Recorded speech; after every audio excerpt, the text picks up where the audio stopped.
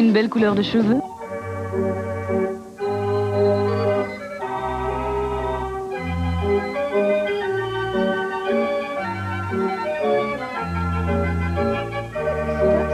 Bonsoir.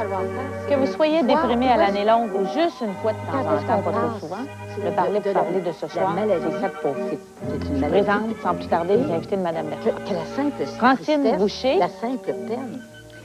Éric Beaulieu, Claude Vanier et Pierre Blot. Permets-moi, dans le sens médical du terme, c'est quelqu'un qui a une souffrance morale, on dit même psychique dans notre jargon, qui a mal. Et les gens qui traversent des dépressions comme ça, des dépressions sévères, ils vont même souligner que ça dépasse même la tristesse ou des épisodes de tristesse qu'ils ont déjà ressentis. Ils ont de la douleur.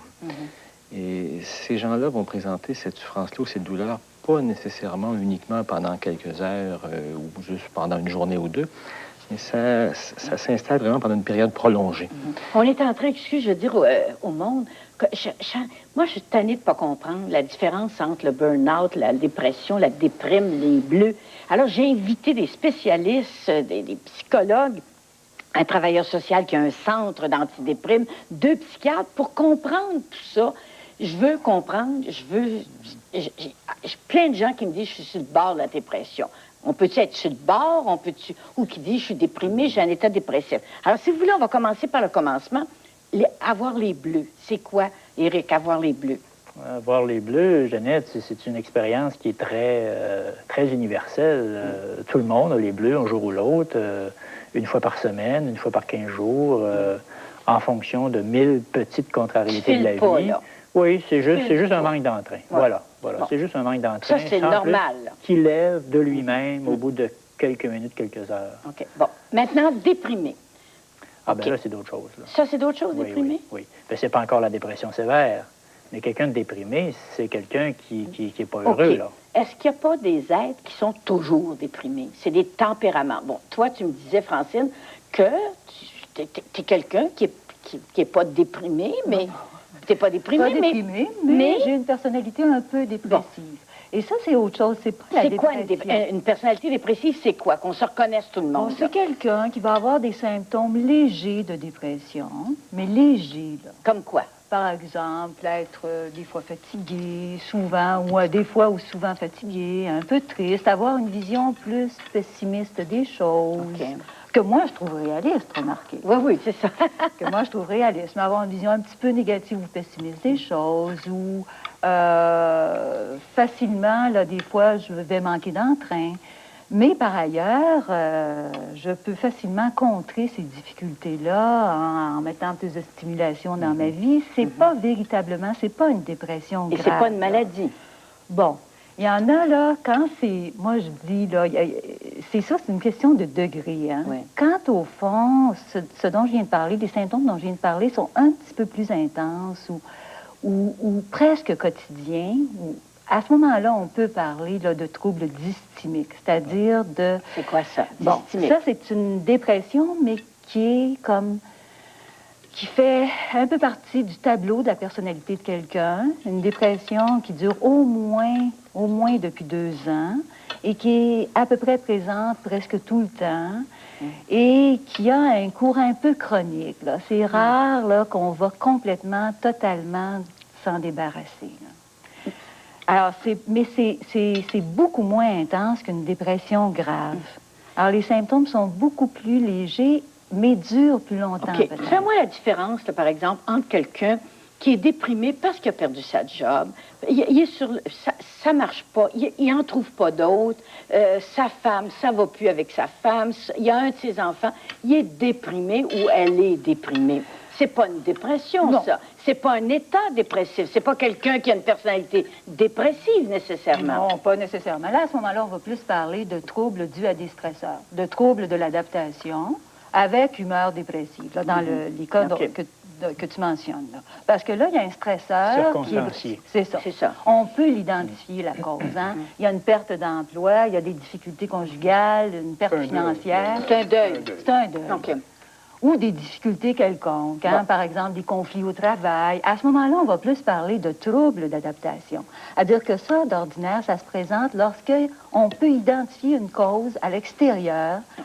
OK. Ce que je comprends, là, c'est qu'il est normal, après un deuil, après une perte de job, après un enfant qui tourne mal, après un tas de malheurs, il est normal d'avoir de la peine. Il est normal d'être déprimé. Et profondément humain. C'est profondément humain, Oui, oui, c'est même pas une maladie, c'est correct. C'est la tristesse, c'est une émotion qui fait partie de nous. C'est la tristesse, c'est correct, ça. Bon. Tandis que l'état dépressif, les gens qui sont nés bas, ils vivent à l'état bas. Eux autres, qu'est-ce qu'on peut faire pour eux autres? Ce ne sont pas des malades, ce sont des gens qui voient, bon, moi, ce que je dis, le verre à demi-plein, il est à demi-plein. Il y en a qui disent qu'il est à demi-vide. Toi, tu dis qu'il est à demi-vide, tu dis que tu vois clair. Moi, je dis qu'il est à demi-plein puis que je vois clair. Exactement. OK. Alors, donc, c'est l'état un peu dépressif. Et moi, l'état quoi? Euphorique? Ce que tu décris, Jeannette, à ce moment-ci, ça correspond, je pense, très bien à ce qu'on peut appeler, nous, dans notre jargon, à un trouble de la personnalité. OK. Personnalité dépressive. Ce sont des gens qui, effectivement, lorsque le verre est à moitié vide, effectivement, pour eux, est à moitié vide. C'est un bon exemple. Il ne sera pas à moitié plein. C'est comme ça dans toute leur vie. Mais ce qui est bien important de distinguer, puis je pense comme Francine le faisait tout à l'heure, c'est de regarder que lorsque des événements difficiles surviennent, la perte d'un être cher, la perte d'un emploi, la peur de la perte d'un emploi, la peur de la perte du conjoint ou de la conjointe, c'est normal que des gens puissent être tristes. Mais à l'autre bout, à l'opposé, nous avons la dépression que nous appelons la dépression majeure, qui, elle, peut être légère, modérée et sévère.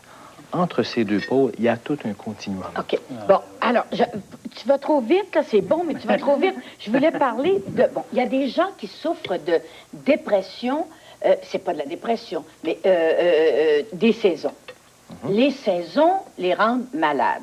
L'hiver, ils dépérissent, ils sont tristes, ils veulent mourir, ça finit plus l'hiver. C'en est, ça. C'est de la dépression, là. Ça, c'est une dépression. Oui. Oui. Sauf que la fréquence est saisonnière à ce moment-là. On va dire, par exemple, on rencontre des patients. J'ai justement vu un patient récemment. Lui, quand survient le mois de février, à ce moment-là, c'est comme si la dépression carabinée s'installe. Ce patient-là perd tout intérêt à ce qu'il fait habituellement. Moi, je reconnais la dépression quand une personne est plus capable de fonctionner. Est tellement handicapé qu'il perd tout plaisir à effectuer des choses, mais on peut dire qu'elle est saisonnière parce que depuis 4 ou 5 années, le type en question vient nous voir en mois de février, puis c'est toujours le même tableau dépressif qui se présente. Et si tu permets, Pierre, il y a un élément qui est important à souligner dans la dépression saisonnière, c'est qu'il y a un facteur biochimique très important. Absolument. Il y a ce qu'on appelle un neurotransmetteur dans le cerveau, là, qui s'appelle la mélatonine, et il a un peu la responsabilité, si vous voulez, ce neurotransmetteur-là, de capter la luminosité, la lumière du soleil. OK. Alors, quand le sujet, qui est vulnérable à ce type de dépression-là, manque de luminosité, il chute en dépression.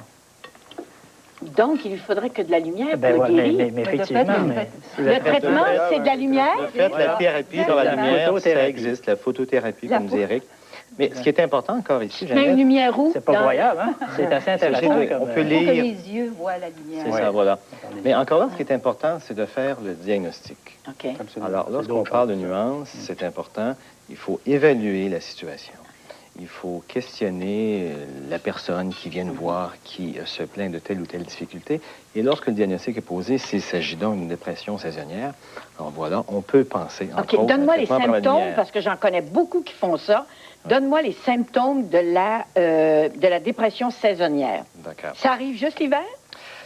Pas nécessairement. Ça peut arriver l'automne aussi, bien sûr, là où il manque beaucoup de luminosité. OK. Alors, les gens qui présentent une dépression en général, mais lorsqu'elle est saisonnière, c'est qu'elle survient à des périodes à peu près précises durant les saisons. Mais si on regarde les symptômes de la dépression, tiens, la vraie dépression. OK, la vraie dépression. Ce qui est central dans la vraie dépression, c'est qu'il existe de la tristesse. OK. Symptômes de tristesse, et une tristesse importante, avec souvent aussi une perte d'intérêt par rapport aux activités quotidiennes, perte d'intérêt par rapport à notre conjointe, perte d'intérêt par rapport à l'ensemble de nos activités. Ces gens-là peuvent avoir aussi des difficultés au niveau de leur appétit. Ils peuvent perdre l'appétit, ils peuvent perdre beaucoup de poids. Il arrive rarement qu'ils peuvent aussi manger plus ou avoir un gain de poids, mais c'est plus rare. Les gens peuvent aussi présenter des difficultés de sommeil. Et là, on a toute la panoplie de difficultés de sommeil qui peuvent se présenter. L'insomnie dans le sens insomnie initiale, difficulté à l'endormissement, réveil fréquent. On peut avoir, dans des dépressions encore plus sévères, de l'insomnie dite terminale. C'est que les gens, ou je me souviens d'une patiente qui présentait ce genre de dépression, à tous les matins, à 3h30, 4h, 4h30, elle était éveillée, incapable de se rendormir. Et ça, pas simplement un matin, mais pendant 1 semaine, 2 semaines, 3 semaines, etc.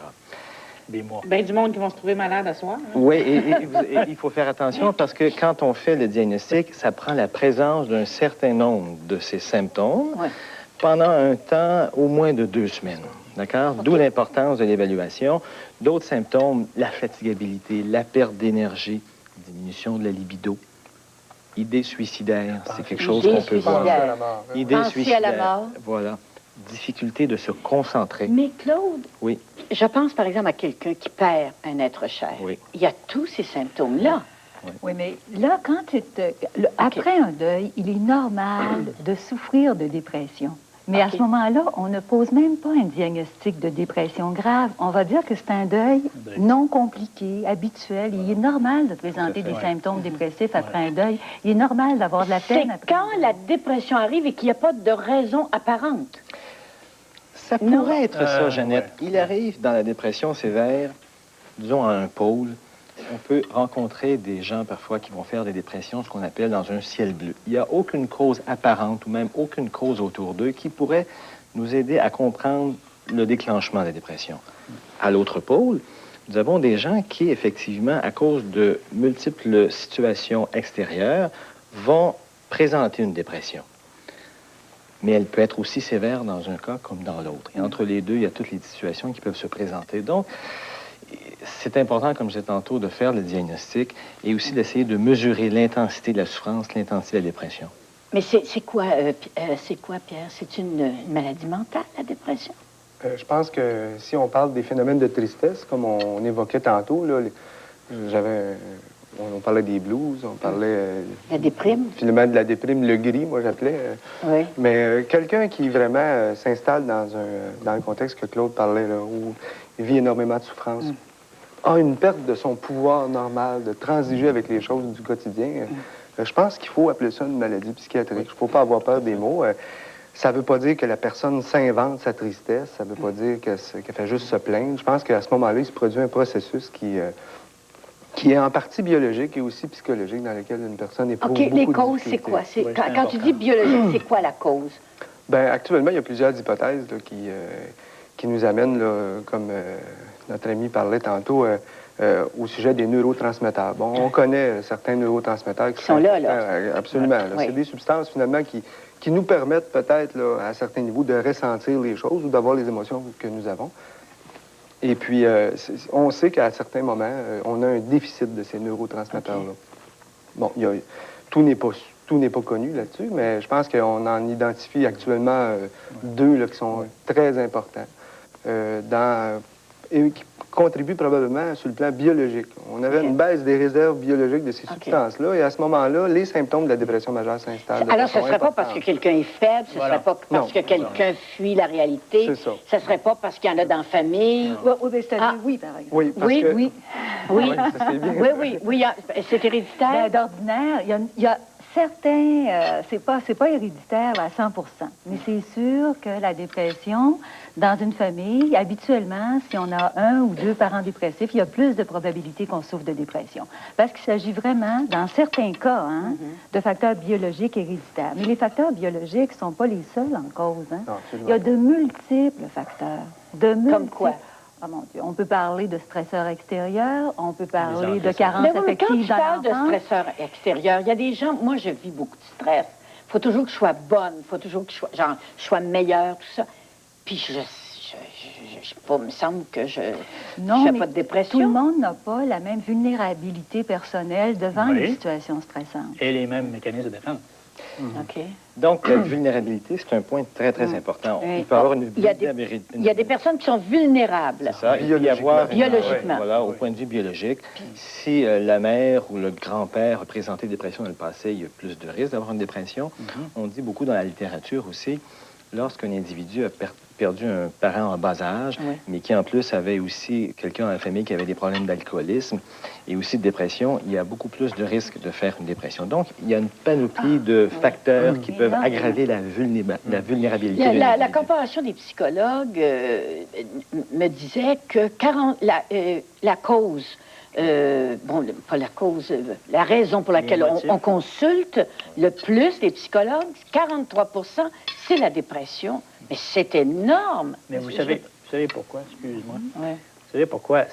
Quand une personne est déprimée, dépressive, elle est souffrante. C'est ce que Claude, d'ailleurs, a insisté au départ. Elle est souffrante. Elle a un état de douleur intérieure innommable que les gens autour d'eux ne peuvent pas saisir s'ils ne l'ont pas ressenti.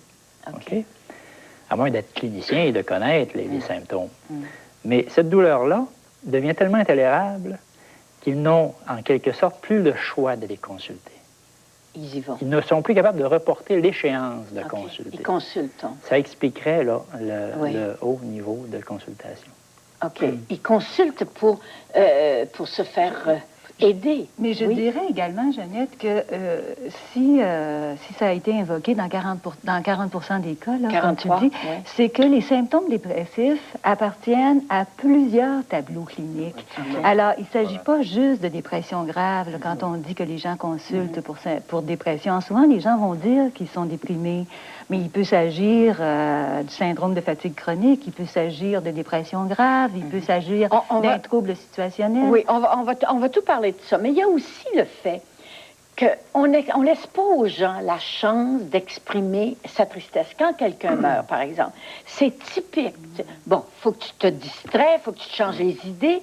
Elle n'a pas le goût ou il n'a pas le goût. Ils veulent pleurer, ils veulent avoir de la peine. On ne laisse plus personne avoir de la peine. Je pense que ça, Jeannette, c'est un bel exemple de la souffrance. Quelque chose de souffrance, c'est souvent, nous, les êtres humains, on est portés à s'en éloigner plutôt que s'en approcher. Hein? Et de le vivre. Oui, puis quand on voit quelqu'un de souffrant, ça va aussi chercher l'impuissance dans cette souffrance. Ça va aussi chercher l'impuissance chez les individus qui sont autour. C'est pas quelque chose de le fun à vivre. Faut changer les idées. Puis la personne qui souffre, elle n'est pas le fun pour les autres non plus. Elle est ennuyante. Puis mais il y a quand même tout cet aspect de la souffrance qui va chercher chez l'autre aussi une certaine souffrance, quelque chose de similaire. De façon assez générale, il y a des exceptions, bien sûr. Je ne sais pas si tu as vu ça, toi, dans ta pratique. Souvent, les gens qui vivent un deuil, on dirait qu'on leur permet à eux un peu plus de parler de leurs difficultés, de leurs pertes. Et la personne qui fait une vraie dépression, c'est comme si cette personne-là, on ne lui permettait pas d'en parler. Elle se retrouve seule, souffrante. Très important. C'est parfois même une façon d'essayer de différencier, entre autres. Avant de parler de la dépression grave, j'aimerais ça qu'on parle du burn-out. Tu es une experte en burn-out, non? Ben, je connais bien le sujet. Le burn-out. Bon, moi, là, c'est un nouveau mot. Il y en a partout. Il n'y a pas de journée qu'il n'y a pas une fille ou un gars qui me dise « Moi, je vais faire un burn-out. Moi, je vais faire un burn-out certain. J'ai fait un burn-out. Je vais faire un burn-out. » Il n'y a que ce mot-là. C'est quoi un burn-out? C'est quoi la différence entre une dépression? Bon. D'abord, la première chose à dire, c'est que ce ne serait pas surprenant que les gens soient mêlés là-dessus parce que les professionnels même ne s'entendent pas sur le sujet. Bon. Alors, d'abord, il n'y a pas d'entente parce que dans le domaine du burn-out, au fond, il y a deux facteurs en cause. Il y a d'abord des facteurs de personnalité, puis il y a des facteurs qui seraient le milieu de travail, les conditions du milieu de travail. Alors, certains vont dire que la personnalité est le facteur le plus important et que c'est à cause de ça que les gens souffrent de burn-out. Personnalité quoi? Généreuse, trop dévouée, qui, dans son travail, remplit ce qu'on appelle, nous, des besoins narcissiques, c'est-à-dire qui manque d'estime de soi et qui, dans son travail, voudrait, au fond, compenser pour certaines lacunes personnelles. OK. Bon, alors, il y a certains auteurs qui vont dire, ça n'est que la personnalité qui est en cause. Et il y en a d'autres qui disent non, ça n'est pas que la personnalité, c'est aussi des conditions de travail qui sont en cause, des conditions trop difficiles. Mais là, j'arrive avec comment ça se fait que deux personnes qui ont exactement les mêmes conditions de travail, il y en a une qui fait un burn-out, l'autre ne fait pas de burn-out. Et c'est ça, là, à ce moment-là, tu dis, au fond, c'est la personnalité surtout qui est importante. Alors, vois-tu pourquoi il y a certaines personnes qui mettent surtout l'accent sur les traits de personnalité? Et il y en a d'autres qui, au contraire, vont dire, non, non, la personnalité, c'est une variable, mais ça n'est certainement pas la seule. On peut faire un burn-out quand on aime notre job? Es-tu prête à faire un burn-out? Hein? Certains vont dire, au fond, que quand on fait un burn-out, c'est d'abord parce qu'on aime trop son travail. On s'investit, mais qu'on s'investit beaucoup trop aux dépens des autres sphères de sa vie. Mais ce que je comprends pas, c'est qu'il y a des gens comme moi qui adorent ce que je fais, qui travaillent très fort, puis j'en fais pas de burn-out. Je vais t'en faire un? Non. C'est pour l'année prochaine? Non. OK. Non? Pourquoi je ne ferais pas de burn-out? Moi, je pense que les gens qui aiment leur travail, mais qui ont également une vie personnelle en dehors de leur travail, puis je dirais même que c'est un antidote contre le burn-out, le fait d'aimer beaucoup son travail, si le travail n'est pas comme la seule gratification dans sa vie. OK. Alors, je dirais que le meilleur antidote, c'est de faire ce que vous faites. Ce que tu fais, c'est vraiment d'aimer ton travail. OK. Mais le burn-out, appelons ça une dépression. Est-ce qu'on peut appeler ça une dépression grave? Si le burn-out peut se présenter, le tableau clinique, parfois, c'est des symptômes dépressifs. Mais dans d'autres cas, ça va être surtout des symptômes anxieux. Puis dans d'autres cas, ça va être une inhibition au travail. C'est-à-dire que les gens vont manifester plus de symptômes lorsqu'ils sont au travail, mais s'ils sortent de leur milieu de travail, à ce moment-là, les symptômes s'estompent. Bon, maintenant, il y a une autre nouvelle affaire qui vient de sortir, c'est le syndrome de fatigue chronique. Alors, c'est quoi ça, Pierre? Ça, c'est particulier. Hein? En fait, dans le milieu des années 80, on a redéfini avec des moyens... on a décrit de façon plus précise, si vous voulez, certains symptômes pour essayer de décrire une maladie là, qui commençait à réapparaître ou à apparaître sous forme épidémique aux États-Unis. Et bon, on s'est demandé aussi si le syndrome de fatigue chronique, puis on se pose encore la question parce qu'il y a beaucoup de controverses à ce sujet-là, à savoir est-ce que c'est une entité nouvelle ou c'est pas la reconnaissance de ce que George Beard avait appelé dans les années 60 la neurasthénie, que Freud a aussi parlé comme de... Oui, OK. Ce qu'il y a eu de particulier dans le syndrome de fatigue chronique, je pense que c'est pas vraiment la tristesse qui est comme au centre, mais bien la fatigue. La fatigue excessive, une très grande fatigue qui se manifeste de la façon que le syndrome est décrit par une fatigue soudaine. C'est-à-dire que dans la période d'environ 2-3 jours, la personne devient très exténuée de toutes ses tâches, de tous ses travaux, à l'exercice. Et pour poser le diagnostic de syndrome de fatigue chronique, il faut que cette personne soit comme ça pendant 6 mois. Il faut qu'elle soit... très fatiguée, sans raison apparente. Bien, sans raison apparente. En fait, nous, on ne les trouvera pas. C'est peut-être là aussi la lacune un peu de nos connaissances là-dessus. La personne va aussi manifester d'autres symptômes quand même. On va parler de maux de gorge, qui ne sont pas des maux de gorge là, comme quand vous avez une laryngite ou une pharyngite fulminante, là, mais qui vont être des maux de gorge un peu embarrassants, des malaises, des douleurs musculaires, des douleurs articulaires. Des ganglions. Des ganglions. Pas des... Nous, dans notre métier, on va dire que ce n'est pas des grosses affaires, mais quand on les met toutes ensemble, finalement, ça explique un peu que la personne a des difficultés. Des difficultés au niveau neuropsychologique. On entend des problèmes visuels, on entend des problèmes de maux de tête fréquents, des difficultés à se concentrer, à effectuer leur ouvrage, de sorte que ces gens-là, quand ils manifestent cet ensemble de symptômes-là, sont moins efficaces dans au moins 50 de leur sphère d'activité. On va dire qu'ils ont une perte de leur activité au-delà de 50 Et ce qui est particulier avec le syndrome de fatigue chronique, puis bon, c'est un peu ça le débat, parce que beaucoup de gens disent, en fait, le syndrome de fatigue chronique, l'idée était venue à l'effet que c'était probablement viral. C'était apparu sous forme d'épidémie, si vous voulez. On n'a pas réussi à identifier d'agent causal. Et puis la fatigue, mais on en ressent tous de la fatigue à un certain niveau. Oui, fatigant. Beaucoup de maladies en médecine, beaucoup de maladies connues en médecine donnent de la fatigue comme symptôme important. La dépression aussi donne des symptômes. C'est ça, mais c'est pour ça que je vous en parle. Parce que dans la dépression, il y a aussi une grande fatigue. La frontière n'est pas claire. Absolument. Pour la frontière, est-ce que les syndromes de fatigue chronique sont une forme de dépression atypique, si vous voulez, ou c'est pas encore clair, puis il y a beaucoup de controverses à ce sujet-là. Ce qui semble un peu plus clair, puis bon, je lisais des études dernièrement qui démontraient que on a étudié une certaine population, puis ce qu'on a démontré, c'est qu'eux n'avaient pas plus de problème de dépression. On parlait que la dépression aussi, ça pouvait être récurrent, on avait des facteurs de risque. Eux n'avaient pas plus de dépression. Ça survenait là, vraiment là, tout d'un coup chez une personne qui n'avait jamais eu d'antécédent dépressif et que la dépression s'installait après que la fatigue se soit installée. Donc, dans le syndrome de fatigue chronique, même s'il reste des nuances, puis je pense que le syndrome a été défini vraiment pour des chercheurs. On a cherché à définir des critères, non pas pour cibler ou dire vous avez le syndrome de fatigue chronique, parce qu'actuellement, on est comme un peu inefficace là-dedans. Là, sur le plan Mais il y a des médical. gens qui sont fatigués chroniquement. Absolument. Chronique, ça veut dire tout le temps. Bon. Absolument. OK. Alors, il y a des gens qui sont fatigués tout le temps. Absolument. Est-ce que ce sont des êtres dépressifs qui... Ben moi, j'aurais tendance à dire, dans le syndrome de fatigue chronique, je pense que le point important, c'est que la fatigue survient dans un très court temps. Elle s'installe dans un très court laps de temps. J'ai une patiente qui me disait, elle était partie en vacances, puis quand je suis revenu de mes vacances, après 2 jours, là, je suis tombé comme terrassé, j'ai cassé. Cassé. J'étais pas triste, j'étais pas anxieuse, j'étais tout simplement épuisée, puis moi, je l'ai vu 2 ans après, là, puis ça n'avait pas changé, cet épuisement-là. Bon, ça, c'est une bonne différence entre la dépression. La dépression, ça n'arrive pas comme ça. La grosse dépression, ça n'arrive pas comme ça. Ça n'arrive pas aussi abruptement. Non. Comment ça se n'arrive fait, pas une grosse dépression? La grosse dépression qui va falloir peut-être une hospitalisation. J'ai les gens qui disent, j'ai fait une dépression. Oui. C'est quoi? Qu'est-ce qui se passe?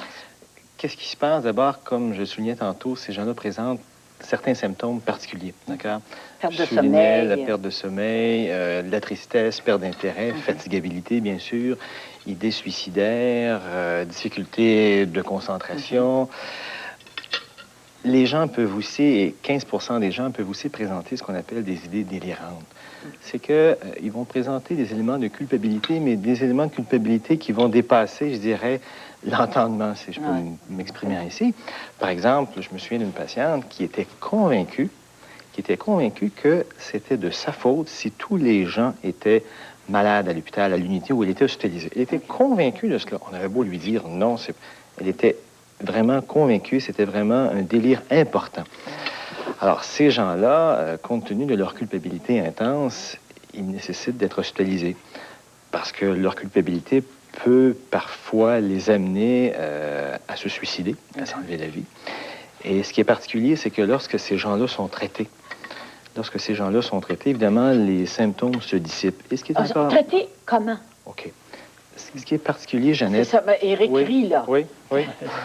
C'est un gros comment. Bon. C'est un gros comment? OK, comment? Je pense que ce qui est important aussi de souligner, puis on le relève depuis tout à l'heure, c'est qu'il y a un éventail de situations particulières en passant par les bleus, le trouble de l'adaptation. Bon, mais admettons que j'ai une grosse dépression, je fonctionne plus. Puis je pense, j'ai des idées délirantes, je dors plus. Je peux pas... Je regarde, il fait soleil, je trouve ça effrayant, je suis déprimée. Bon, la dépression, aucun intérêt à vivre. OK. Qu'est-ce que je fais? Je vais voir qui? Je pense que c'est important de voir Un le médecin. Un médecin qui pourra référer au psychiatre, si tel était le cas. Et lorsque la dépression est très sévère, comme j'ai montré tantôt, ça nécessite une hospitalisation lorsque la vie de l'individu est en danger. Alors, ce qui est particulier, c'est que plus la dépression est sévère, plus elle répond bien à des traitements spécifiques. Et ces fameux traitements spécifiques, eh bien oui, ce sont entre autres des médicaments. Des médicaments. Des médicaments, mais pas uniquement les médicaments. Les gens qui font des dépressions sévères ont besoin aussi d'établir une relation.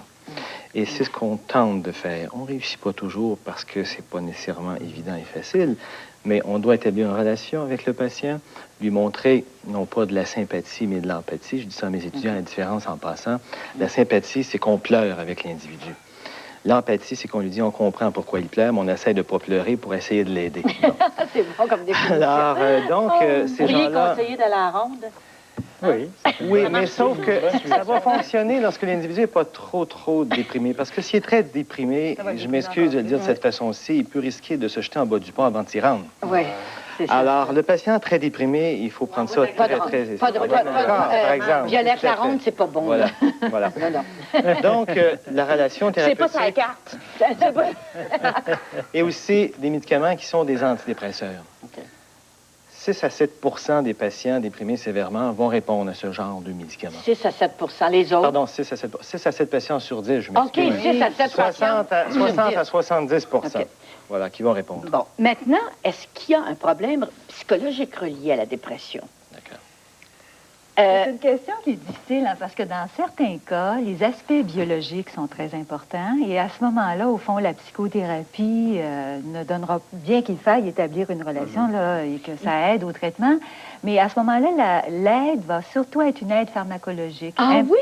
Mais dans d'autres cas... Au départ? Ben, dans certains cas, je dirais même que ça peut être le seul traitement... Puis t'es psychologue, puis tu dis ça. Oui. Mais je dirais que dans la plupart des cas de dépression,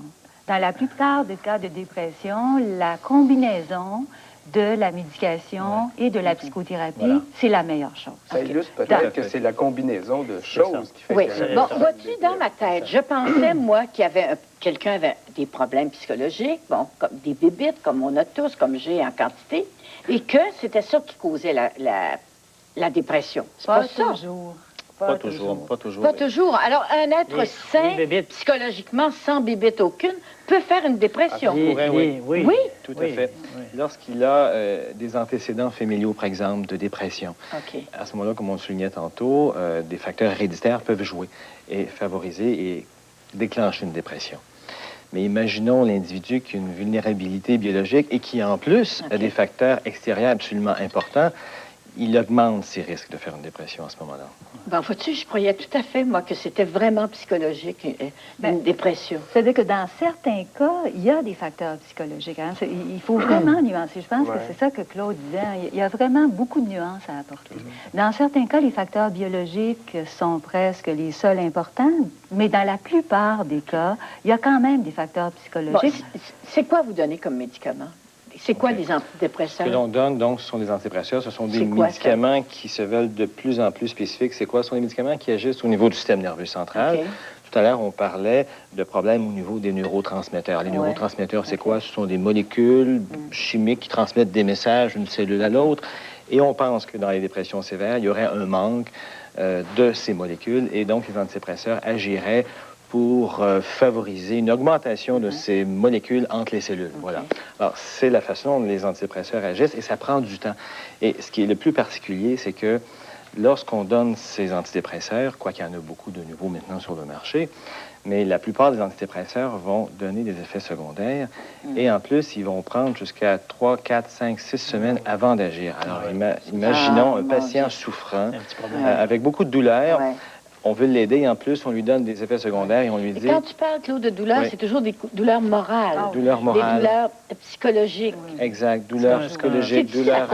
C'est une sensation de désespoir. Ah, je pense que c'est ce qui traduit. Qui devient intolérable. La personne en arrive, pour mettre fin à cette sensation intolérable, humainement intolérable, elle en arrive à vouloir mourir.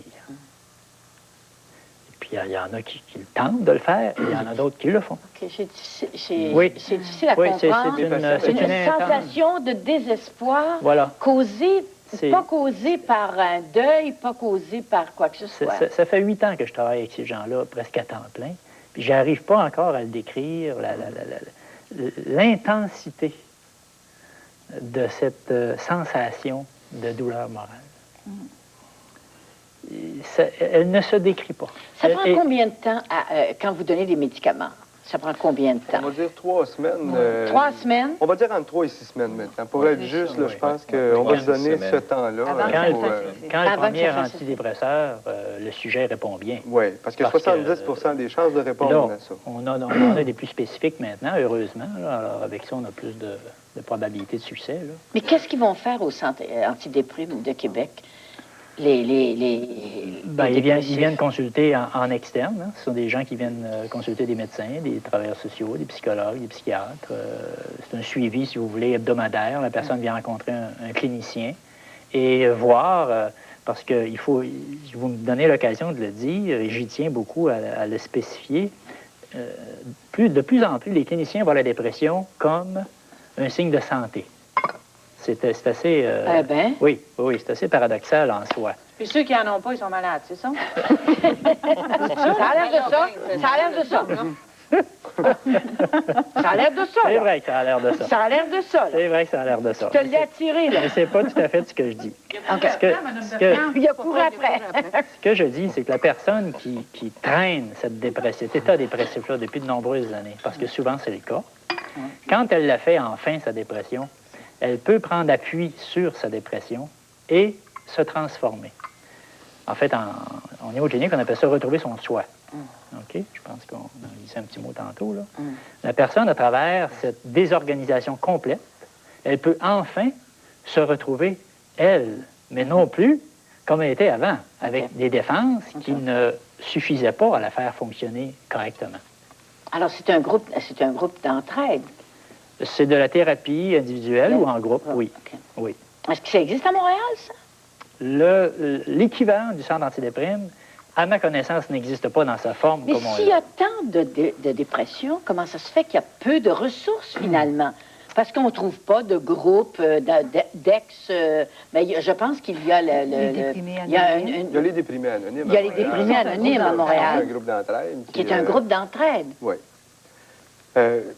Les ressources, moi, j'avais plusieurs hypothèses. Un, c'est quand même quelque chose qui, même si on en parle ce soir, c'est quand même assez tabou. Les gens ne s'affichent pas ouvertement. Moi, je suis déprimé. Un, c'est pas une honneur que d'avoir une souffrance comme celle-là, puis d'avoir une perte de pouvoir, puis d'avoir perdu là, ses moyens. Là, Une perte de